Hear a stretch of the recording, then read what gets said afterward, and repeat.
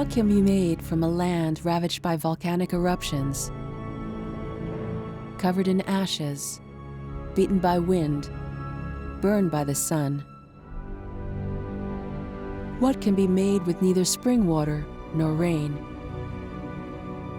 Miracles. And that is what the people of Lanzarote perform when they grow vines in hundreds of thousands of small craters here. They have learned how to live under the volcanoes that destroy their island and their cultures. Better, they have learned to use these volcanoes to sow the rain that won't come from the heavens, so that wine could one day be poured into a glass. The people of the island had to have tremendous survival instinct, as well as alchemist powers.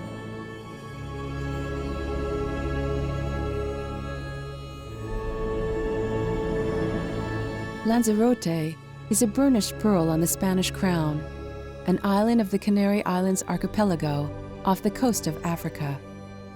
Facing the Sahara, this little piece of earth on the Atlantic is on the geographical limit of the wines of the world. Below that latitude, no vine can subsist.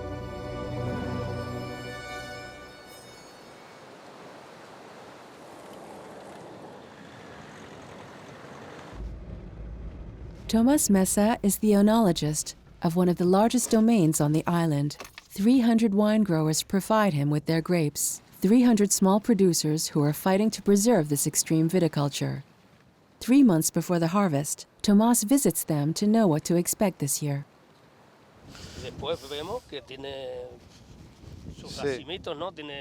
Here we can see 8 or 9 clusters, but on the other vines there are none.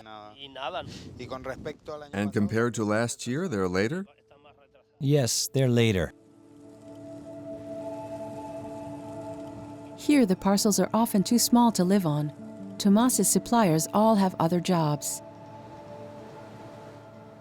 Carmen is a psychologist and winemaker in her spare time. It's winemaking for gardeners who devote part of their lives to cultivating the vines that their father or grandfather bequeathed them. The one behind has buds. You can leave those buds, and next year it'll become a mature plant. This one? Yes, this one. As it has a little cluster, you shouldn't remove it, okay?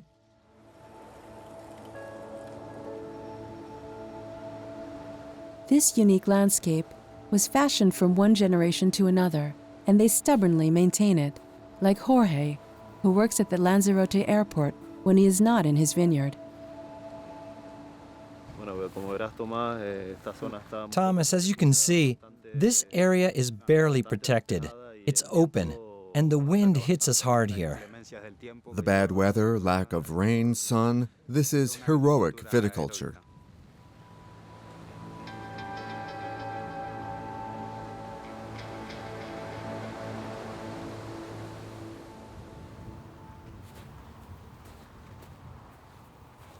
Tomás works for the oldest domain of the island, a bodega, almost as old as the volcanoes that surround it.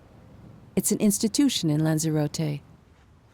The owners at that time took advantage of the slightest hole in the layer of lava to plant vines in. And this musca vine stock seems to extract from the past just as much as from the rock. Tomás's boss is called Juan José Otamendi. The bodega has been in his family for 5 generations, and whether he likes it or not, Juan José was destined to continue the family's work. We are all a part of this history. And when you understand what your ancestors did, you consider yourself a part of that history, a part of that whole. And later you become passionate. It's not like with a woman, who you suddenly fall in love with and you get to know afterwards. Here, it's the opposite. Caught up by the love of this land, Juan José has immersed himself in the history of Lanzarote. He gathered together thousands of books on the island's agricultural past.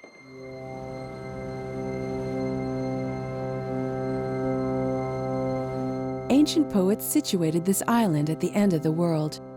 Mythology designated it as an earthly paradise, and navigators stopped over here on the route to America.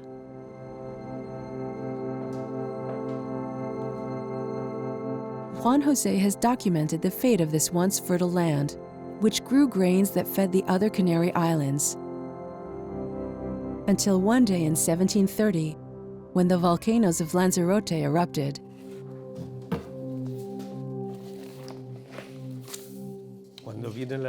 When the eruption occurred, it lasted 7 years. The pastures became unusable because they were covered with volcanic sand. It looked like an absolute disaster. Some villages disappeared.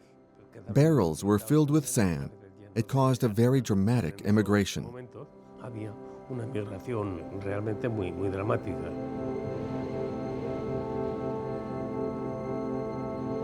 The population of Lanzarote fled the dragon that had awakened. 25 volcanoes were formed, covering entire valleys with lava during 7 consecutive years. Nearly 3 centuries later, the lava flows are open-air archives for those who, like Carmen Romero and Nieves Sanchez, study the phenomenon. Volcanologists and geologists, they seek to understand the precise progression of these eruptions. If we find the base, the lava should date from 1730. Between 1730 and 1735. There's no other data for dating? Carmen and Nieves have their method. They correlate observable traces on the ground with reports written by eyewitnesses of the time. January 10th, a huge mountain rises up and falls back into its own crater in a terrible crash. Incandescent lava flows down like streams to the sea. And so we found this layer here in the Area 17. It may match the journal entry. Amid the ashes arise the voices of the past. December 29th, the flames vomited from the infernal fire dragon destroy the island, blow down the mountains, and inflame the rocks. All human forces are not sufficient to combat such a formidable foe. Your Holiness, I share this great sadness for all those who experience these daily tremors and the great damage.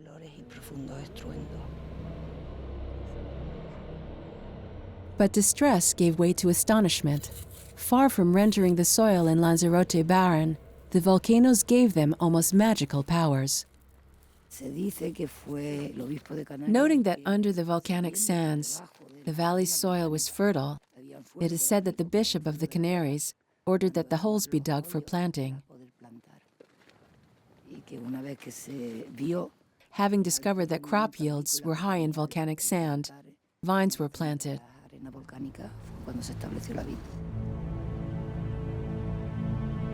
This was the most unexpected result of the Lanzarote eruptions, the most paradoxical result of its history, the vine.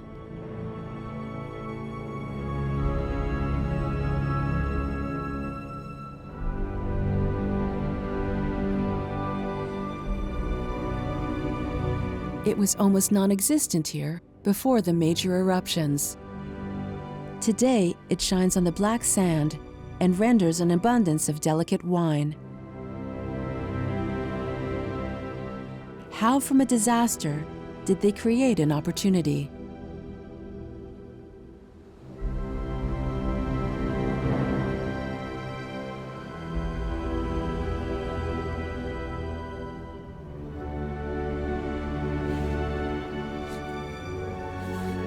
On Lanzarote, 500,000 holes were dug. These holes are called Hoyos, and each one shelters a vine stock in this region called the Geria, a region to which Ascensión Rabaina is bound by a childhood memory. She was 4.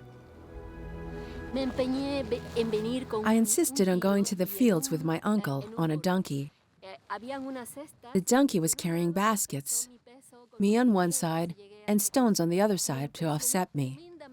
I came here and I was very impressed to be surrounded by the mountains without any view of the sea. I thought I'd been caught by the volcanoes. and I always kept a very close relationship to this land and with this place. Ascension now tends 30 parcels scattered between the volcanoes. For her, digging a Hoyo is an art, and the most talented of the island's artists is Don Francisco. He is 86 years old. Hi there. So Francisco, how does it look? We must dig more. Dig more? Open up more? Yes, I'll start. I'll help you. Let's get to it. Francisco always digs holes in La Geria with bare feet. Yeah, barefoot. Barefoot, to better feel the earth, some say.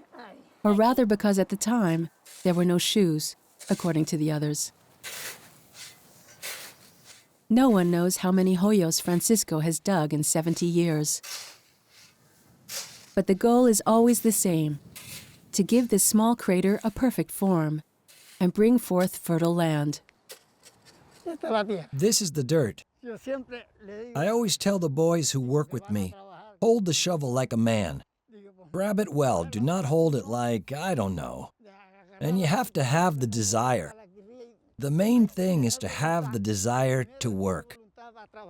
If you have no desire, you may listen, but you'll never learn. The people of Lanzarote live in a setting that evokes a tragedy.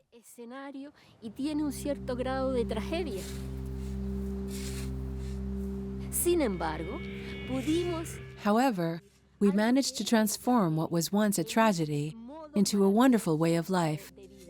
And that is only possible through effort.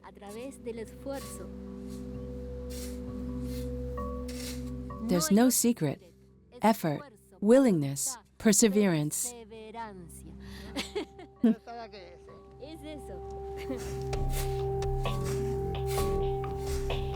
At the time of his youth, Francisco could count on one auxiliary, the dromedary, brought back from the African coast.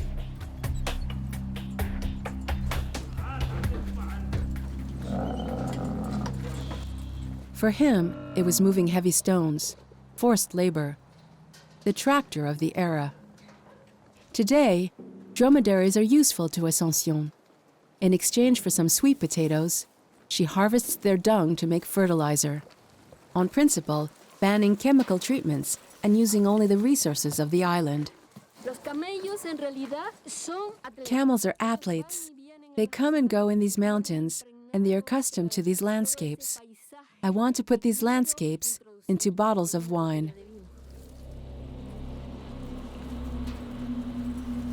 Now dromedaries are used by tourists visiting the volcanoes.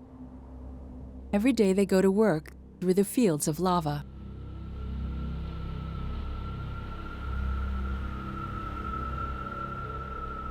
At this Saharan altitude, it is not enough to find fertile land to make wine. You must also find water.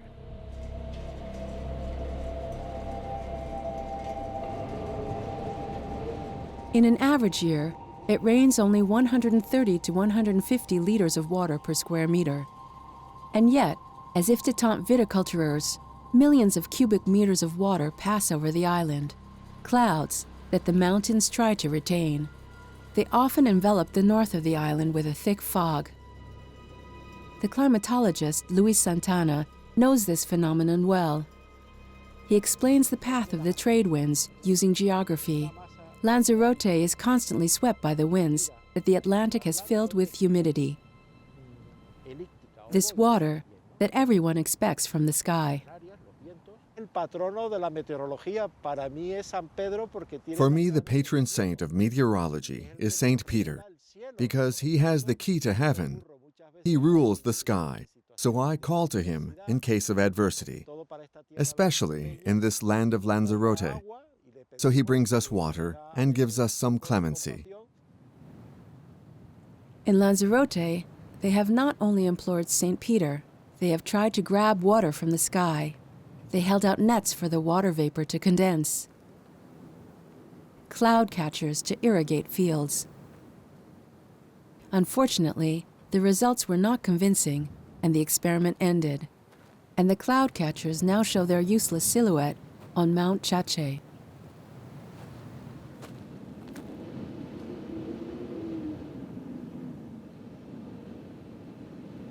How can we take advantage of this inaccessible water? It's at night in the vineyard that we find the answer.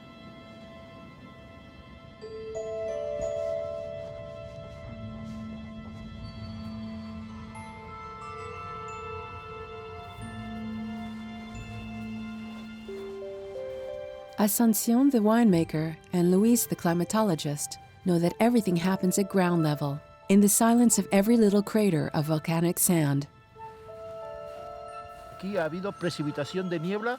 The mist here condenses overnight, falling onto the ground when the water is in contact with the volcanic sand. It's not really wet, just darker. But that's enough for the living things on the ground. They can capture the moisture. And water which passes under the volcanic sand does not evaporate because the sand provides a cover, so the soil remains humid. Luis wants to measure the humidity, condensed and then held by the sand. Here he uses a bowl of paraffin to collect it. If there's fog accumulation, we should see small drops at the bottom. Are those droplets? There, look. Let me see.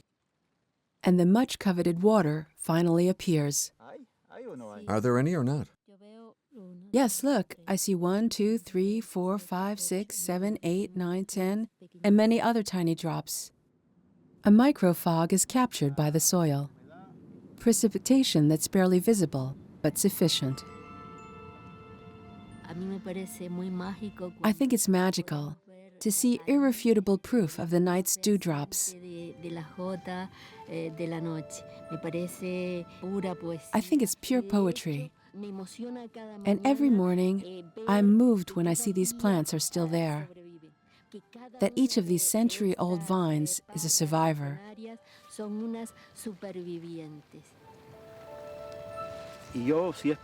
If I could, I'd award each plant a Medal of Merit for their survival and their desire to live. I think this desire to live deserves a reward.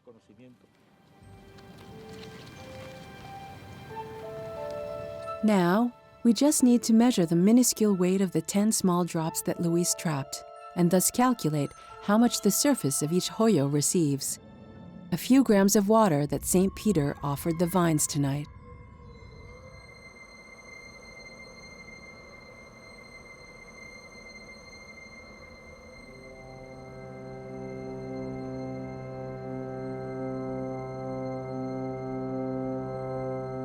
This black sand that is collected from the atmosphere with a water dropper is called a Rofé.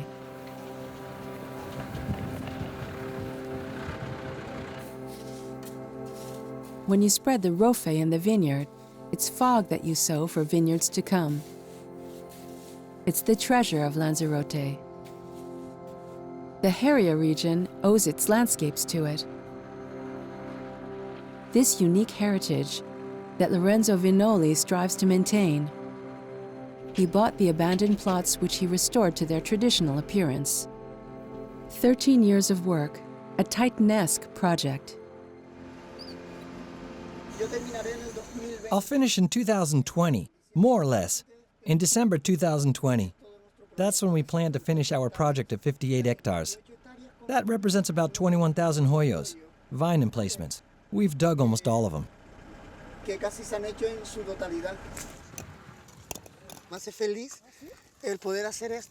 It makes me happy being able to do this and accomplish this job.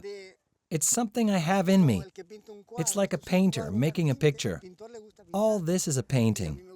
The artist likes to paint, and I like doing this job and this great real picture of Geria. I have a part of this picture that I have to take care of. For me, it's like a form of art.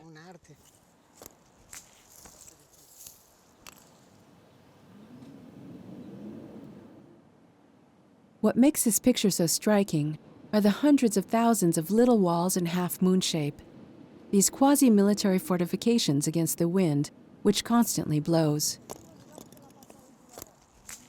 Around these 21,000 Hoyos, Lorenzo must build 21,000 little walls.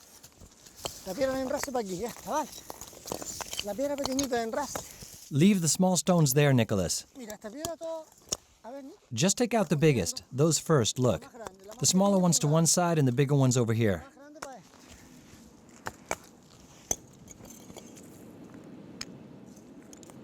The wind that Lorenzo must combat, on the contrary, holds many attractions for Ildefonso Aguilar.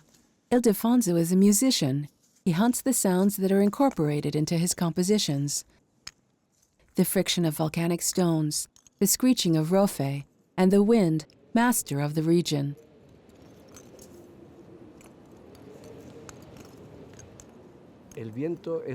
Normally, you have to fight against the wind. Yes, I do. When I hear it, it's too strong and it breaks my new vines. For example, this little one, you see? I have to reinforce it now with stones so it's well maintained. It's more fragile. The wind is not my enemy, but I keep my eye on it. It's not your enemy, but you have to control it and live with it. As for me, I need the wind. Its sounds interest me. It's always present in my compositions, as it is on the island. The architecture, our way of living, our landscapes, everything is designed, in a way, by the wind.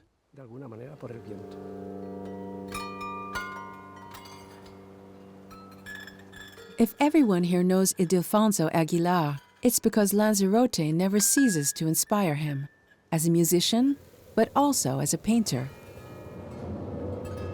With his paintings as with his music, it's the island that gives him what he needs: materials, colors. Set directly on a layer of lava, his house is a vast workshop where the Atlantic wind and the sand of the volcanoes take on the most unexpected forms.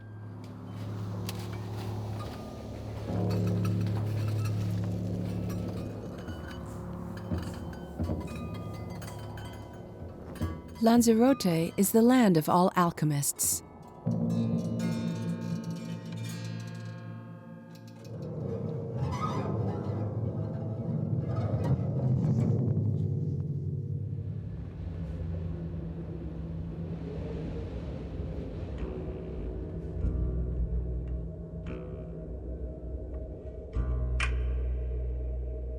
Ildefonso's music travels underground. It welcomes visitors in this gallery, formed by volcanic eruptions.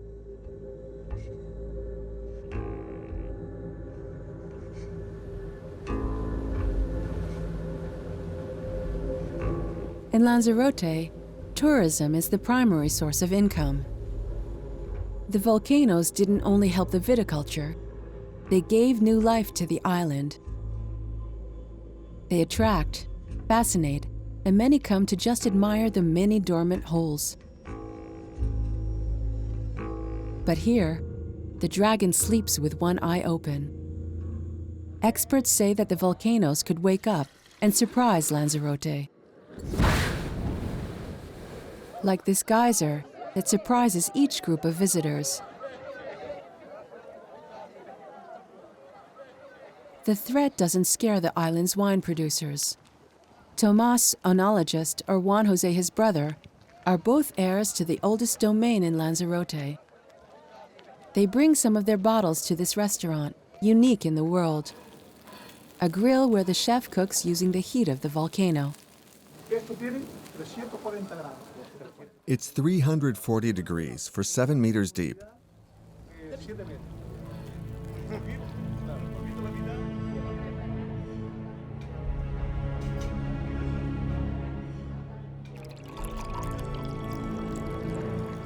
For the wine finally to be poured into a glass, we need people of the island with precious powers. The power to divert the course of a disaster. The power to combine the elements. The fire of the volcanoes, the air of the Atlantic, the land of Lanzarote, and the water that we pour once, only once, on the young vine, and the nights to follow bring forth its secret.